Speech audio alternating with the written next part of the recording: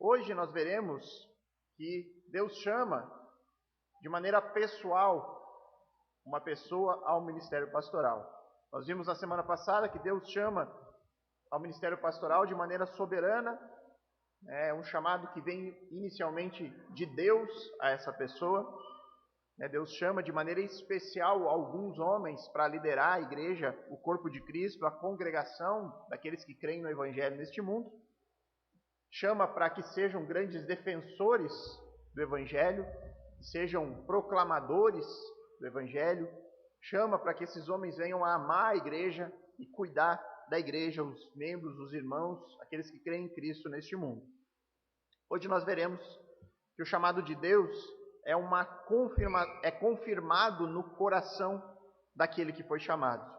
Essa noite nós vamos encontrar resposta para uma pergunta que foi levantada na semana passada. Será que qualquer pessoa que se sinta chamada, está apta a de fato assumir esse chamado?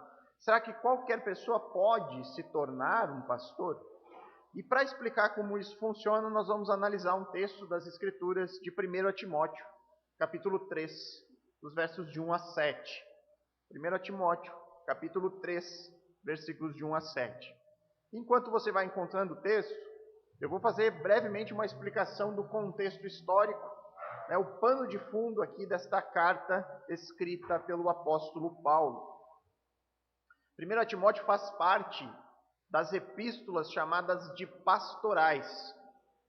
Essas epístolas pastorais são 1º, 2 Timóteo e a carta de Paulo a Tito. E elas nos fornecem o destino da igreja fundada pelos apóstolos desde o fim de Atos. Nós vemos nessas epístolas pastorais o que aconteceu com a igreja depois que Atos termina até o fim do 1º século. E neste período, de fim de Atos até o fim do 1º século, a igreja já havia se tornado bem mais complexa do que aquela igreja que nós encontramos no próprio livro de Atos. As funções de presbítero e de diácono já estavam muito bem estabelecidas. Os cultos daquele tempo já tinham características regulares, comuns entre as igrejas que haviam sido fundadas pelos apóstolos. Porém, conforme surgiram as segundas e terceiras gerações de crentes, a igreja já começa a experimentar as suas primeiras discussões, os seus primeiros debates, e a heresia era um perigo cada vez mais iminente nesse período que Paulo está escrevendo a Timóteo. Ao que tudo indica, o cargo de pastor, ele era almejado por algumas pessoas, ele era procurado por certas pessoas naquele tempo, mas era procurado pelos motivos errados. Algumas pessoas buscavam desfrutar de algum tipo de prestígio por conta de possuir esse cargo de liderança na igreja. Eles tentavam adquirir com isso benefícios pessoais. Só que essas pessoas não tinham os requisitos nem intelectuais e nem morais para liderar a igreja de Cristo. E diante dessa realidade é que Paulo instrui aqui Timóteo sobre as qualificações necessárias que o indivíduo deve apresentar para aí sim ser ordenado ao cargo de pastor. É isso que Paulo está escrevendo a Timóteo nesse texto que nós veremos, capítulo 3, versos de 1 a 7. Então acompanhe comigo a leitura. Fiel é a palavra. Se alguém deseja o episcopado, excelente obra almeja.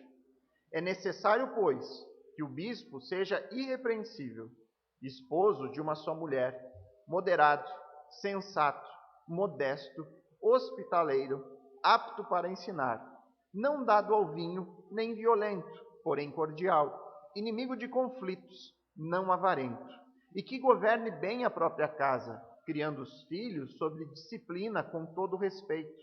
Pois se alguém não sabe governar a própria casa, como cuidará da igreja de Deus? Que o bispo não seja recém-convertido, para que não acontecer que fique cheio de orgulho e incorra na condenação do diabo. É necessário também que ele tenha bom testemunho dos de fora, a fim de não cair na desonra e no laço do diabo. Vamos orar mais uma vez, irmãos? Amado Pai, bondoso Deus, nós nos colocamos mais um domingo diante do texto bíblico, diante da Tua Santa Palavra, e pedimos humildemente, com toda a reverência, Deus, reconhecendo que temos de nós aqui a Tua Palavra, a Tua vontade a nós, as Tuas orientações, tanto para a nossa vida pessoal, quanto como a nossa vida em congregação, em igreja. Vivemos tempos onde o Evangelho é tão negligenciado, a Tua Palavra é tão negligenciada, e um assunto tão importante que é sobre aquelas pessoas que estarão à frente da igreja aqui, também é deixado de lado. Nos ajuda, Pai, a buscar para a nossa vida, para a vida dessa igreja, Deus, seguirmos aquilo que a Bíblia nos instrui. Não deixe que a gente se desvie nem para a esquerda nem para a direita, Pai. Nos mantém nos caminhos da verdade, nos livra do erro, Senhor, e nos dá, Senhor, Teu Santo Espírito, para poder realmente fazer todas essas coisas. É o que pedimos em nome de Cristo. Amém. Nesse texto, irmãos, Paulo, ele não vai tratar das funções de um pastor, mas ele vai falar sobre as características pessoais, as marcas de caráter que uma pessoa deve ter para exercer esse cargo na igreja local. No versículo 1, ele inicia dizendo: fiel é a palavra. Se alguém deseja o episcopado, excelente obra almeja. Nesse primeiro versículo, nós já podemos notar que há um desejo pessoal em servir o ofício pastoral. Portanto, há um chamado pessoal. A pessoa, ela se sente chamada a servir como um líder na igreja local. A palavra episcopado, ela pode ser traduzida simplesmente como bispo. Ela possui o sentido de um supervisor na igreja local, um líder, aquela pessoa que está na frente, que conduz a congregação. É aquilo que conhecemos mais tradicionalmente, pelo menos no meio batista, como simplesmente um pastor, né? Aquele que está na frente, que ele está guiando e liderando.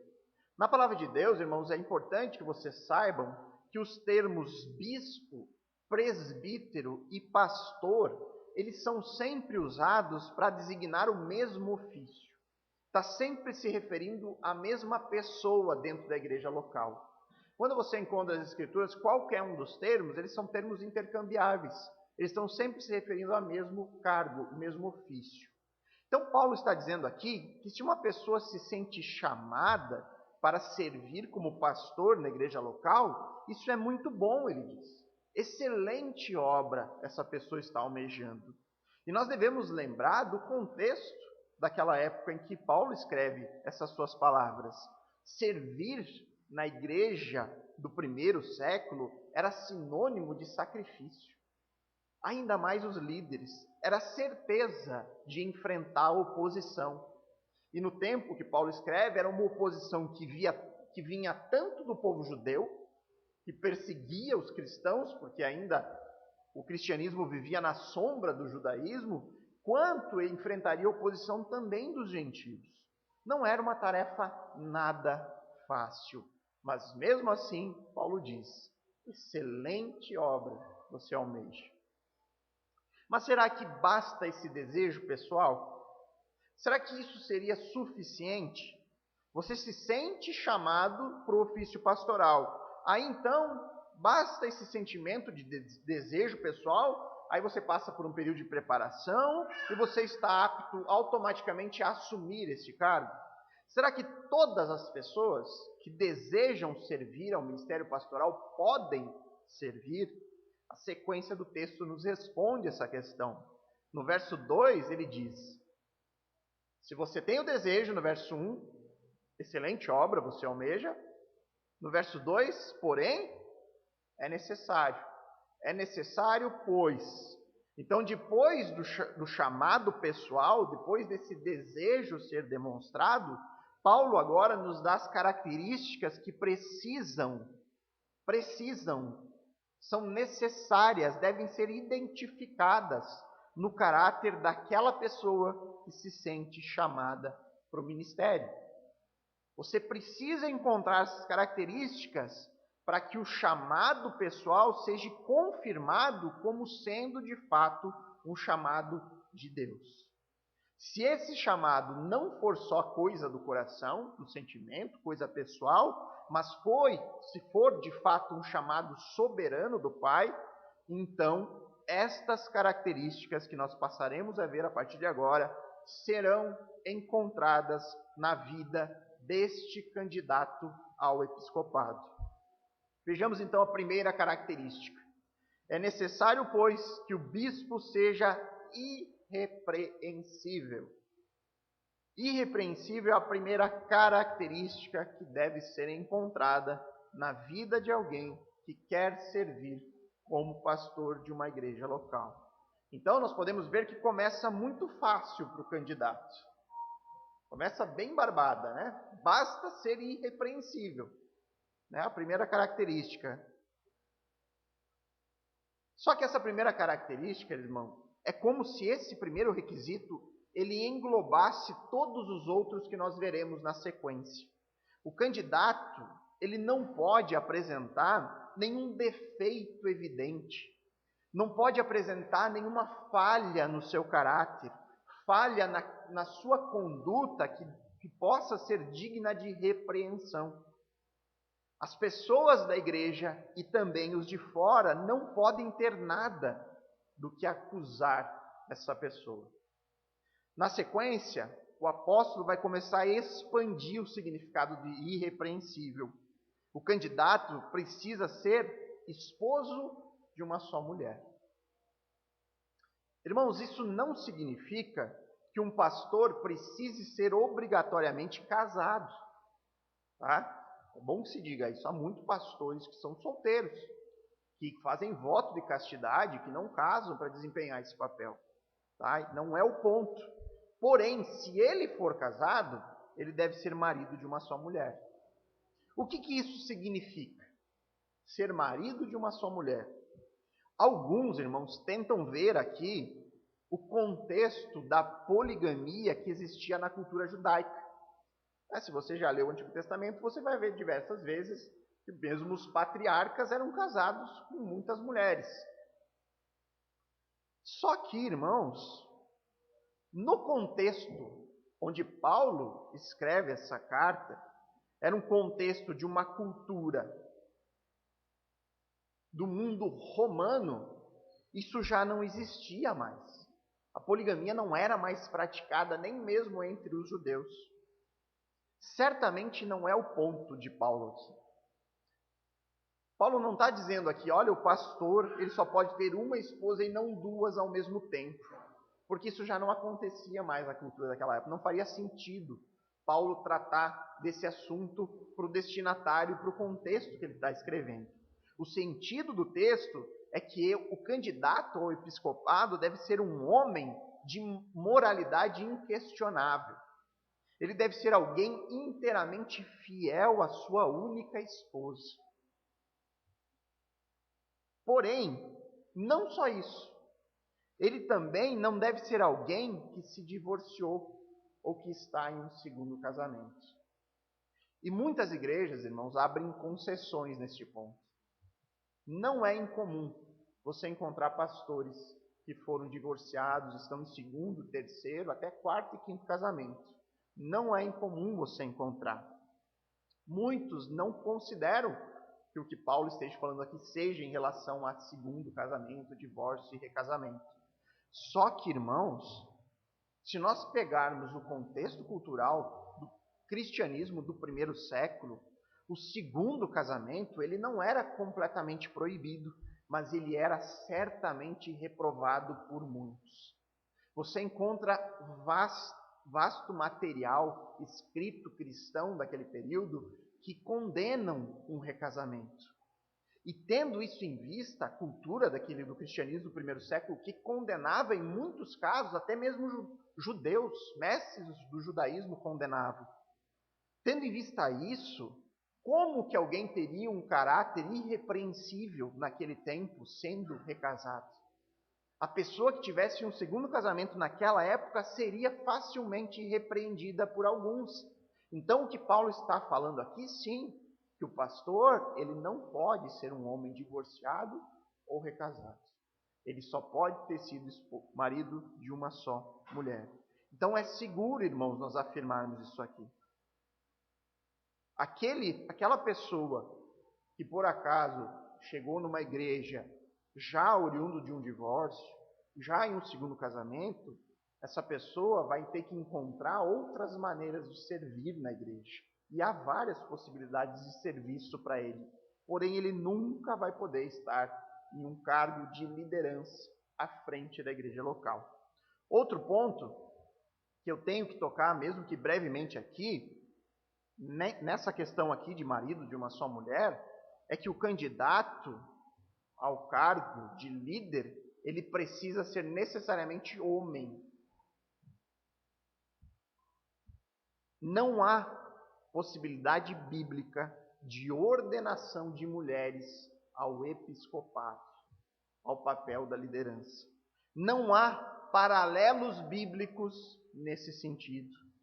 De uma mulher se tornando líder da igreja local, de uma mulher sendo ordenada pastora. A ordenação feminina não possui base bíblica. E repare como isso está muito claro aqui no texto, irmãos. Na carta de 1 Timóteo. Volte um pouquinho e vamos ler no capítulo 2, versos 8 a 15. É o texto emendado a esse, né?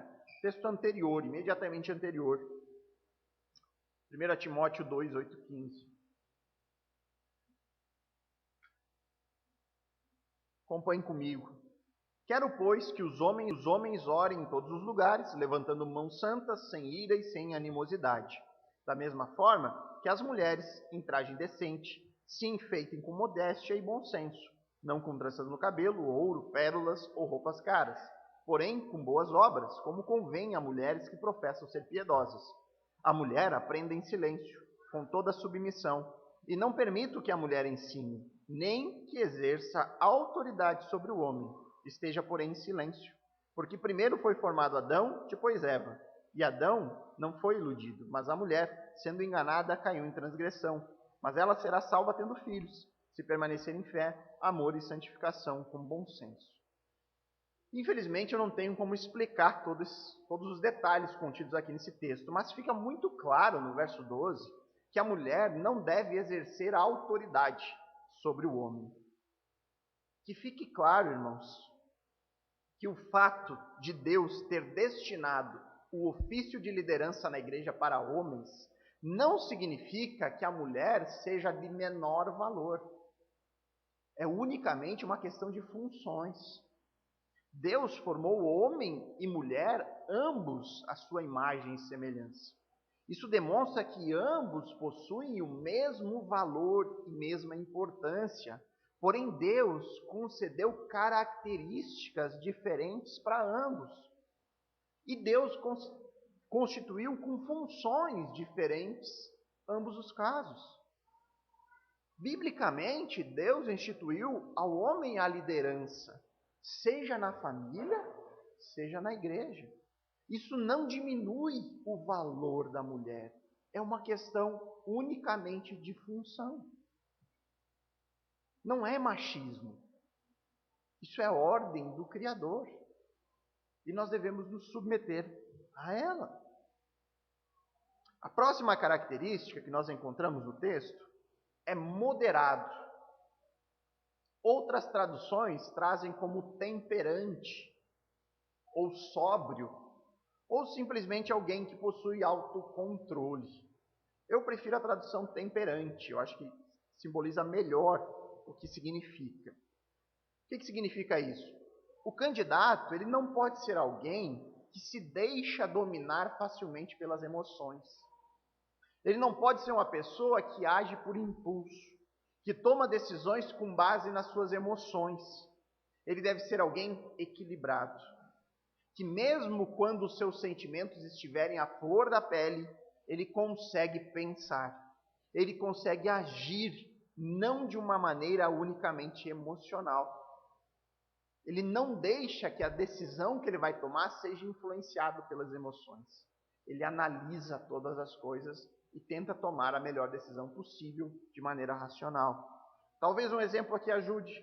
Um exemplo bem simples, assim, bem tolo. Imagine que você, sem nenhuma intenção, pise no pé de alguém, né? Passando no corredor aqui, dá aquele belo de um pisão, e a pessoa imediatamente, agindo de impulso, empurra você e já solta um xingamento ou coisa do tipo. O que essa pessoa faz? Ela age pela emoção. Ela está agindo ali no impulso. Certamente, se ela pensasse um pouquinho, ela não faria aquilo, né? Então, ela está agindo aqui dominada. Pastor não pode ser assim, né? Então, mais tarde, nós vamos fazer aqui uma fila, botar o irmão Adriano. Cada um vai dar um pisãozinho, para a gente avaliar bem de perto essa reação, né? Não é assim, né, irmãos? Mas um exemplo bem simples, né? A gente não, aquele que vai liderar não pode tomar decisões com base na emoção. Você consegue imaginar o porquê, né, irmãos? Imagina, né? Um pastor que acorda de mau humor de manhã e sai querendo disciplinar todo mundo porque está de mau humor, né? Age só com base nos seus impulsos, né? Não é assim. Seguindo no texto, próxima característica é sensato, ou seja, de mente sã, que vive sabiamente. Então é uma pessoa, aqui vai muito uma coisa ligada à outra, né? É uma pessoa racional, alguém que não aceita facilmente o erro, é aquela pessoa que avalia muito bem as possibilidades e aí toma as decisões sempre de maneira bem pensada, de maneira ponderada. Na sequência, nós temos que o candidato ao ministério pastoral precisa ser modesto. E no original, irmãos, essa palavra não tem tanta relação, por exemplo, com maneira de vestir, que normalmente nós aqui pensamos quando falamos de modéstia, né? Nós pensamos mais em questões de aparência, de estilo de vida, né? Mas no texto, no sentido original da palavra, ela tem mais um sentido de organização. Então é como se aquele candidato, ele precisa ser alguém com uma conduta muito bem ordenada. É uma pessoa organizada nas suas coisas. E isso é mais uma característica essencial a um bom líder, né? Você ser organizado nas suas coisas, você, né, programar o seu dia, a sua semana, enfim, né? Tem que ser alguém organizado nesse sentido. A próxima característica é hospitaleiro. E aí nós devemos lembrar o contexto daquele tempo, né? Naquele tempo, os missionários, os pregadores itinerantes, aquelas pessoas que iam levar o evangelho adiante, elas dependiam da hospitalidade de outros cristãos para se manter nas suas viagens, né? Não tinha como naquele tempo levantar sustento das igrejas, né? Como a gente faz hoje em dia com os missionários. Aí às vezes a pessoa pode ficar num hotel. Não, elas dependiam da hospitalidade dos outros crentes, né? Então os apóstolos, eles dependeram da hospitalidade de cristãos para continuar levando o evangelho cada vez mais longe. Além disso, havia muitos irmãos naquele tempo necessitados materialmente. Haviam viúvas, haviam órfãos, e esses precisavam muitas vezes serem acolhidos materialmente. Muitas vezes dependia que algum irmão da igreja levasse para sua casa uma viúva que não tinha onde dormir de noite, um órfão que estava completamente solto. Então dependia da hospitalidade de um irmão carregar para dentro de casa. Então Paulo diz, olha, alguém que quer ser pastor precisa ser hospitaleiro. Você tem que ver isso na sua vida. Então o candidato, segundo o apóstolo Paulo, ele precisa manter a sua casa aberta para essas pessoas que viajam carregando o nome de Cristo, para os membros da congregação que necessitam de algum amparo, né? Isso precisa ser encontrado na vida dessa pessoa. A última característica do verso 2 é que o candidato ao ministério pastoral precisa estar apto a ensinar. Lembram do texto da semana passada, de Efésios 4, onde Paulo diz que Deus chama algumas pessoas para serem pastores mestres, né? Então, o ensino é parte fundamental do ministério pastoral. Não há nenhuma chance de um candidato ao ministério que não tenha dons em relação ao ensino. E eu digo isso, irmãos, porque eu já ouvi pessoas dizendo de outros pastores, né? Ah, pastor fulano de tal, ele é ótimo como pastor, mas ele não sabe ensinar direito. Como pregador, ele não serve. Eu já escutei pessoas falando isso de pessoas, de outros pastores. Qual que é a ideia por trás, né, de alguém que fala isso? Ele é ótimo pastor, mas não é muito bom na pregação. Eu não entendo muito o que ele diz lá, né? Essas pessoas, elas fazem uma separação no ofício, né? A ideia é que aquela pessoa, aquele homem, ele é alguém que trata as pessoas muito bem, que trata com carinho, né? Que vai lá dar atenção, ora pela vida dos irmãos, mas que ele não consegue pregar um sermão. Ele não consegue preparar uma mensagem com um mínimo de lógica que as pessoas venham a entender. Ele não se expressa de maneira satisfatória, ele não sabe falar no púlpito. Enfim, o problema é que essa divisão, pastor e mestre, não existe. O principal chamado de um pastor, como nós já vimos na semana passada, é ser um pregador e ser um defensor do Evangelho. Se ele não é capaz de ensinar, se ele não é capaz de falar em público, de organizar logicamente uma exposição bíblica, ele está automaticamente desqualificado para o ministério. Esse não é o dom que Deus tem para ele, né? Deus tem outros serviços para aquela pessoa, mas não ser um pastor. Na carta de Paulo a Tito, no texto, né, Paulo escreve a Tito e ele trabalha muitos assuntos em comum, comuns com a primeira epístola. E ele vai tratar desse mesmo assunto lá. E ele fala dessa característica de apto a ensinar, só que ele expande um pouco mais em Tito. Então, se você seguir um pouquinho na sua Bíblia, você vai encontrar 2 Timóteo e logo Tito. Veja o texto de Tito, capítulo 1, verso 9.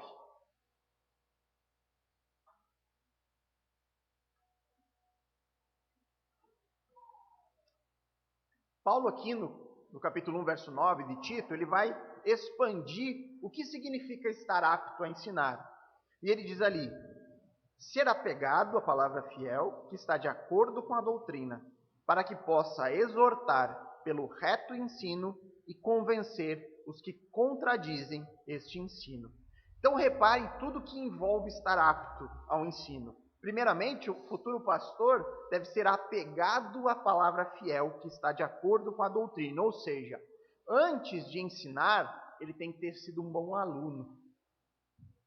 Ele tem que ter sido alguém dedicado nos seus estudos, alguém que ama a palavra de Deus, a doutrina apostólica e se debruça nela, alguém que medita nela de dia e de noite. Somente depois de ter sido ensinado, depois de ter se dedicado ao estudo, só então ele vai estar apto a exortar pelo reto ensino. Ou seja, só depois de muito estudo ele está apto a instruir a congregação no correto ensino da palavra de Deus, proclamando o verdadeiro evangelho. Depois da proclamação vem a proteção. O pastor deve estar apto a convencer os que contradizem este ensino. Ele deve ser capaz de defender o evangelho diante de falsas doutrinas e de falsos mestres. Isso significa estar apto a ensinar. Agora voltamos a 1 Timóteo 3. Chegamos no versículo 3, onde nós encontramos mais uma característica: não dado ao vinho. Isso está de maneira consistente com todo o restante das Escrituras. O que está sendo condenado não é beber vinho, não é beber bebidas alcoólicas. O que está sendo condenado é o excesso, é o exagero, a embriaguez. Se você seguir um pouquinho adiante no texto, no capítulo 5, verso 23, Paulo recomenda ao jovem pastor Timóteo, provavelmente pastor de Éfeso, que ele bebesse um pouquinho de vinho para tratar do seu problema estomacal. Então a recomendação não é alguém que não bebe, mas alguém que é moderado nisso, que não se deixa levar no excesso. A Bíblia não prega em lugar nenhum abstinência de bebidas de álcool, mas ela prega moderação. Entretanto, é sempre bom que se diga, irmãos, que é louvável aqueles que se abstêm completamente do álcool em amor ao irmão mais fraco na fé, conforme nós lemos hoje no texto de Romanos. É louvável aqueles que tomam uma postura, olha, eu decidi, livremente eu decidi, ninguém me impôs isso.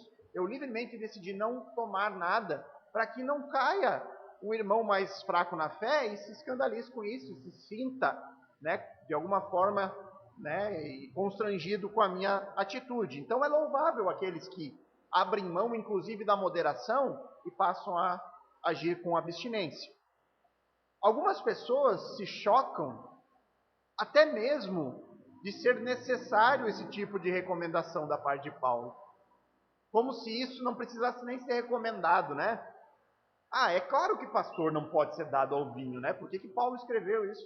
Está na cara que não pode, né? Não precisava nem ter sido escrito.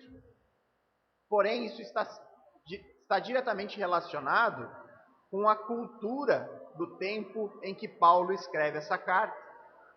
Vocês lembram do contexto de 1 Coríntios? O que acontecia na ceia? Tinha gente que se embriagava. Tinha irmãos da igreja que iam lá para se embriagar na ceia. Então é por isso que Paulo escreve, era algo do contexto daquele tempo. Depois, nós temos o candidato ao ministério pastoral, ele não deve ser violento, porém cordial e inimigo de conflitos. Literalmente, Paulo diz que o candidato não pode ser um espancador. Esse é o termo literal, um espancador. Então essa é a representação de uma pessoa que vive com os punhos fechados. Alguém que está ali, sempre pronto para agredir. Essa é a descrição aqui. É bem provável que haja uma relação disso com a característica anterior. Alguém sob domínio de algo. Seria uma violência resultado de embriaguez.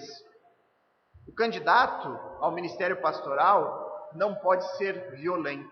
Ao contrário, ele precisa ser alguém cordial ou amável e inimigo de conflitos.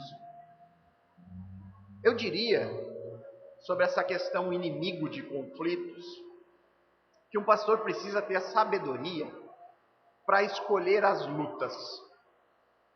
O pastor precisa ser sábio ao escolher as batalhas que precisam ser lutadas. Ter sabedoria quando ceder. Tentar entender o momento que ele deve abrir mão da sua opinião e deixar que os outros ganhem determinada batalha. O que eu quero dizer com isso? As lutas que precisam ser travadas pelo pastor são aquelas que comprometem diretamente o evangelho e a sua doutrina. Nesses casos, o pastor deve ser um guerreiro. Ele deve ir para a guerra com toda a sua força e com todas as armas disponíveis. Porém, na vida em comunidade, na congregação, em diversos momentos vão existir lutas que não dizem respeito à sua doutrina. E nesses casos, o pastor deve cordialmente e sabiamente ceder, se for o caso. Dá um exemplo sobre isso, irmãos. Nossa assembleia, Estamos realizando nossa assembleia anual. Aí um grupo de irmãos se reúne com um pedido.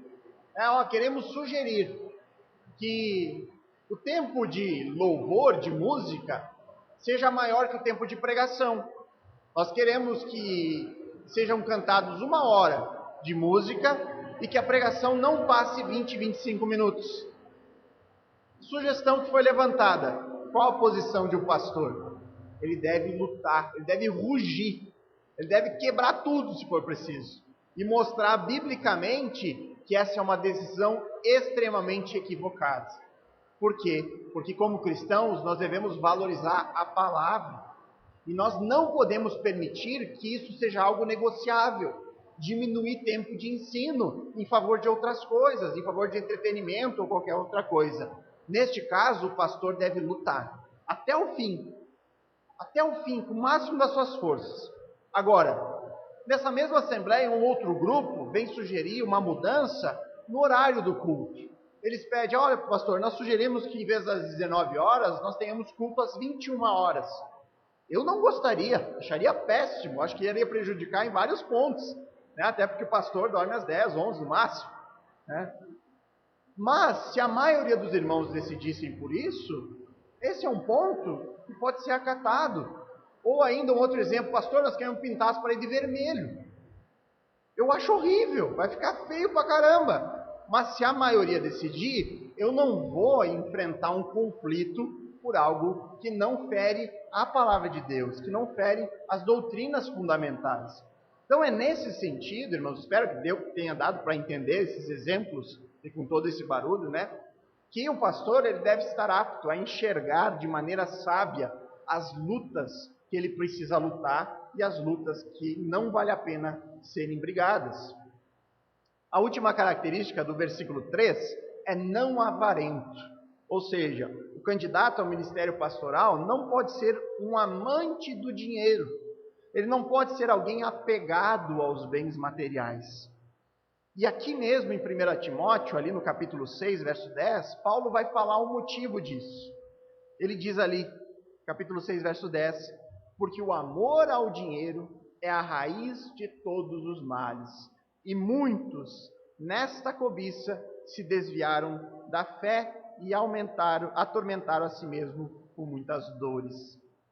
A Bíblia está cheia de recomendações como essa para todos os cristãos. O perigo das riquezas, o perigo de se tentar construir um reino para si neste mundo. O quanto é impossível para uma pessoa servir a dois senhores. Se ela ama o dinheiro, ela certamente não vai ser capaz de amar a Deus com todo o coração. Então o pastor, ele precisa ser desapegado.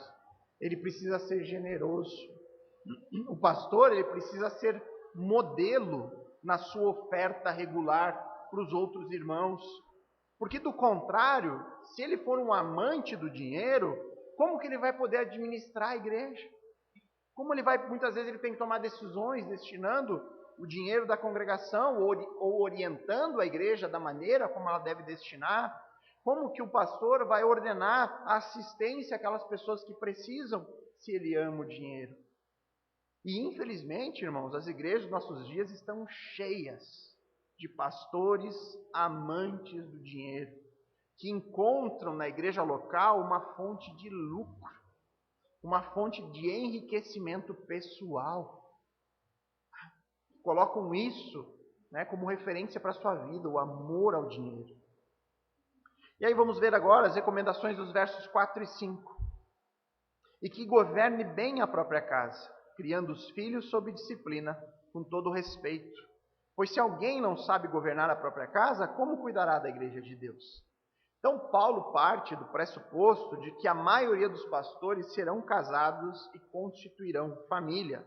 E sendo assim, a vida no lar deve ser um ambiente onde haja governo, ou seja, liderança, organização, limites, deve haver disciplina e respeito. O segredo, irmãos, para entendermos mais profundamente essa característica exigida na palavra de Deus ao candidato ao ministério pastoral, está no verso 5, onde o apóstolo faz algo que é muito comum nos seus escritos, que é uma pergunta retórica, né? Pois se alguém não sabe governar a própria casa, como essa pessoa cuidará da igreja de Deus? Então Paulo aqui, ele olha para a família e ele enxerga um microcosmo, né? Uma amostra do que é a igreja, do que é a congregação. Então ele pensa, se o candidato ao ministério pastoral não é capaz de liderar o seu lar, ou seja, de administrar a sua casa, de disciplinar os próprios filhos, de ensiná-los a caminhar nos caminhos do Senhor, como que esse homem vai estar feito uma congregação, se ele não cuida da família? E aí você tem em vista que fazer isso numa congregação é muito mais difícil do que no próprio lar. Como que alguém será capaz de manter uma luta constante contra o pecado, disciplinando, exortando, ensinando a igreja, da qual ele tem um contato muitas vezes esporádico, semanal com as pessoas, se esse homem não consegue fazer isso na casa dele, que ele está diariamente lá? Né? Muitos, inclusive, têm entendido aqui nessa característica como a necessidade do candidato ao ministério pastoral ter filhos crentes, como sendo necessário. Se ele não tiver filhos crentes, ele não está apto ao ministério pastoral. Porque se ele não for capaz de conduzir a própria família no caminho do Senhor, como ele conduzirá toda uma congregação? Então, irmãos, um lar bem ajustado, organizado, com papéis bem delimitados, onde há respeito, onde há disciplina, isso fala em favor ou contra o possível candidato a pastor de uma igreja. É como se a família, e aí mais especialmente os filhos, refletissem de alguma forma um pouco do caráter do pai, né? É da mesma maneira quando nós nos tornamos filhos de Deus, nós não passamos a refletir essa filiação em nossa vida, a nossa conduta prática, os filhos, né, refletindo o seu pai. Isso é real em nós em relação a Deus, quanto também é de alguma forma real nas nossas famílias. Os filhos acabam sendo o reflexo dos seus pais. Por isso, irmãos, que em ordenações pastorais, normalmente a família também é entrevistada. Nós chamaremos aqui a família do Adriano no dia, à tarde, durante o exame, porque os pastores que virão vão querer conversar com elas, né, com a esposa, com as filhas, para saber como ele é dentro do lar. Porque isso indica muito de como ele será na igreja. Né? É importante, irmãos, que o papel do homem no lar seja analisado para que se confirme que o chamado de Deus, pastorear a igreja local, é de fato um chamado soberano, né? Porque antes dele ser chamado à igreja, ele é chamado a ser o pastor da sua família. A gente nunca deve esquecer, né? Como falamos na semana passada, o principal chamado dele ainda é a família dele, né? Primeiro ele é chamado a ser um pastor do seu lar e depois chamado a ser um pastor da igreja. Próxima característica nós encontramos no verso 6. Que o bispo não seja recém-convertido ou neófito, nas traduções mais antigas, que é literalmente alguém recém-plantado, né? A palavra literal significa isso. É curioso o fato de Paulo escrever isso no contexto de que a própria igreja cristã acabou de nascer, né? Uma igreja recém-plantada. Só que, apesar de nova, a igreja, do momento em que Paulo escreve a sua carta a Timóteo, ela já tinha algumas décadas. E a igreja desse tempo já enfrentava algumas tentações que são comuns até os nossos dias. Uma dessas tentações é o de promover pessoas que acabaram de chegar na igreja a cargos de liderança, simplesmente porque essas pessoas são influentes socialmente ou porque têm algum talento que são de interesse da igreja, né? Então, por muito tempo, né, nós tínhamos carência de músicos aqui na igreja, né? Então era tentador. Quando chegava o irmão e dizia, olha, eu canto, eu toco, né? E você, então, vamos batizar amanhã então. Nós precisamos de um músico. Não, espera-se todo o processo, né? Longo muitas vezes, para que possa servir. Porque é tentador, você precisa de alguém com aquelas características. E isso acontecia desde aquele tempo, né? Pessoas que eram influentes socialmente, é muito tentador, traz para frente para liderar, né? Porque as pessoas veem ali alguém influente e tudo mais. Então, irmãos, assim, outro exemplo que a gente pode dar, chega um professor, né? Alguém que possui dom de ensino, né? Então, você carece disso, logo batiza, logo coloca, quando vê a pessoa já está ensinando na igreja, na escola bíblica, né? E, infelizmente, isso é muito comum. Batismos relâmpagos, líderes relâmpagos e o pior, pastores relâmpagos, né? Como é comum nos nossos dias. Basta uma breve disposição pessoal, uma pequena capacidade retórica, basta que ele saiba falar, fazer um bom discurso, ter poder de convencimento, pronto. Temos um novo pastor entre nós. É basicamente isso que acontece na igreja evangélica no nosso país. E olhe só como Paulo levou isso a sério mesmo. Se você pegar o relato histórico de Atos, Paulo, na sua primeira viagem missionária, ele não nomeia nenhum presbítero. Você só encontra Paulo fazendo isso na segunda viagem missionária, quando ele já estava visitando aquelas igrejas pela segunda vez. Vê como de fato isso aconteceu desde aquele tempo. E por que o pastor não pode ser um recém-convertido? O próprio texto diz, para não acontecer que fique cheio do orgulho e incorra na condenação do diabo. Um novo convertido, ele está só começando a luta contra o pecado na sua vida. Ele não é maduro em muitas questões. Ele ainda não enfrentou muitas coisas. Provavelmente não experimentou grandes provações, grandes testes em relação à sua fé. Ele seria um alvo fácil. É como um soldado que recém se alistou no exército e recebe logo o cargo de comandante do exército. É certo que ele não vai ser um bom comandante. Ele não sabe exatamente, ele não passou, não vivenciou, ele não tem experiência de campo.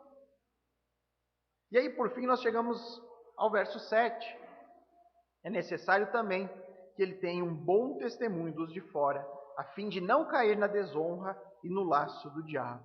Aqui os de fora são os descrentes. É necessário que o candidato ao ministério pastoral desfrute de uma boa reputação, não apenas dentre os membros da igreja local, mas também com as outras pessoas. Como cristãos, irmãos, todos nós somos chamados a manter um bom testemunho com os de fora. Nós somos chamados a ser sal e luz neste mundo. A nossa conduta como cristãos não pode ficar restrita ao convívio da igreja, mas ela deve refletir na nossa vida diária, no meu contato com os meus vizinhos, no meu trabalho, na escola, enfim, em todos os lugares. Nós não podemos jamais ter uma conduta no domingo e de segunda em diante ser diferente. Nós devemos viver a fé cristã e ser obediente à palavra todos os dias da nossa vida. E se isso é uma verdade para todos nós, quanto mais para aqueles que estarão à frente da igreja. E talvez o que mais chame a atenção aqui é a segunda parte da justificativa de Paulo, na importância de um bom testemunho com os de fora. Ele diz, a fim de não cair na desonra e no laço do diabo. Então, não ter um bom testemunho com os de fora pode trazer desonra.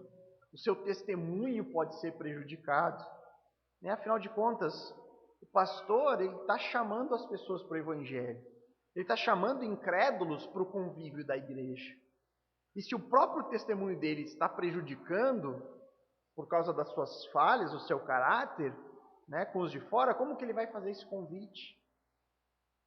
E é importante dizer que em muitas oportunidades o pastor ele pode ser acusado pelos de fora de maneira mentirosa ou de maneira injusta, mas esse não é o ponto de Paulo aqui.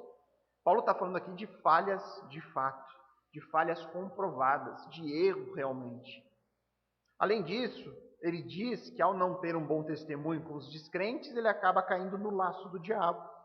Também poderíamos traduzir isso aqui como uma armadilha do caluniador. Então, nomear um pastor que não possui uma boa reputação fora da igreja é cair nessa armadilha. Isso é um prato cheio para que Satanás encontre um lugar para atacar a congregação. Por isso a importância, irmãos, de se observar essa característica. A má reputação de um pastor não ajuda em nada na missão que a igreja local precisa executar neste mundo. E é bem provável que o alerta de Paulo aqui seja no sentido de que algumas pessoas daquele contexto, daquela época, eles produziam uma imagem dentro da igreja para ocupar esses cargos. Então eles eram aqueles hipócritas, dentro da igreja eles eram santos, mas fora eles agiam conforme o seu próprio pecado, conforme a sua natureza pecaminosa. Então Paulo está dizendo assim, olha, observe não só o testemunho de dentro da igreja, olhe como ele é lá fora. Olhe o testemunho dele no mundo, para ver se ele também tem uma boa reputação lá. Porque se ele não tiver, ele está só agindo como um ator aqui dentro. Ele está só querendo esse cargo, mas na verdade ele quer usar o proveito disso em cima de vocês. Então, vou fazer brevemente uma recapitulação de todas as qualificações que nós encontramos nesse texto sobre a vida de um presbítero aqui, conforme Paulo. No verso 2, ele diz que o candidato precisa ser irrepreensível, esposo de uma só mulher, sensato, moderado, modesto, hospitaleiro e apto a ensinar. No verso 3, não dado ao vinho, não violento, porém cordial, inimigo de conflitos e não avarento. 4 e 5, governa bem a própria casa para que esteja apto a cuidar da igreja de Deus e educa os seus filhos sob disciplina e todo respeito. Verso 6, ele não é um novo convertido, ele é alguém que já está há tempo nessa caminhada.